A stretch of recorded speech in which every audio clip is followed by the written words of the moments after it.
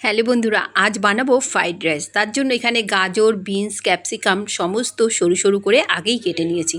তারপর কড়াইতে সাদা তেল দিয়ে প্রথমে গাজর আর ক্যাপসিকামটা একটু ভেজে নিলাম। 50% মতো ভাজা হলে তারপর ক্যাপসিকামটা দিয়ে আবারও এবার স্বাদ মতো নুন, চিনি আর কিশমিশ দিয়ে আবারও ভালো করে নাড়িয়ে চাড়িয়ে নিলাম। ভাতটা আমি আগেই করে ফেলেছিলাম, সেই ভাতটা দেখো ভাতটা কত ঝরঝরে হয়েছে। তারপর ভাতটা দিয়ে আবারও কিছুক্ষণ নাড়িয়ে নিলাম।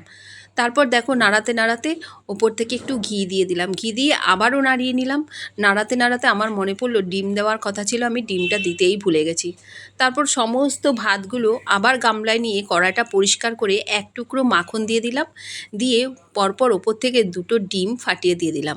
এবার ডিমটা খুন্তির সাহায্যে নাড়িয়ে চাড়িয়ে ডিমের একদম ভুর্জি বানিয়ে নিলাম। ডিমটা একদম ভাজা হয়ে গেছে। তারপরে ওই যে ভাতটা ছিল যেটা গামলায় নিয়ে নিয়েছিলাম, সেই ভাতটা এবার ওপর থেকে আবার ডিমের ওপর ঢেলে দিলাম। ঢেলে দিয়ে আবারও নাড়িয়ে নিলাম, ডিমটা যাতে ভালোভাবে মিশে যায়। ডিমটা একটু ভালো করে মিশিয়ে নিয়ে নামিয়ে নিলাম। দেখো এটা দেখতে কত ভালো লাগছে। এটা নিরামিষ আলুর দমেও খুব ভালো লাগে, আবার চিলি চিকেন, ডিম কষা সবেতেই কিন্তু এই ফ্রাইড রাইসের জুড়ি মেরা ভার। তো তোমরা কে কে কী দিয়ে পছন্দ করো অবশ্যই কমেন্টে জানিও। এটা তো আমি আজকে ফ্রাইড রাইসটা চিলি চিকেন দিয়ে পরিবেশন করেছিলাম।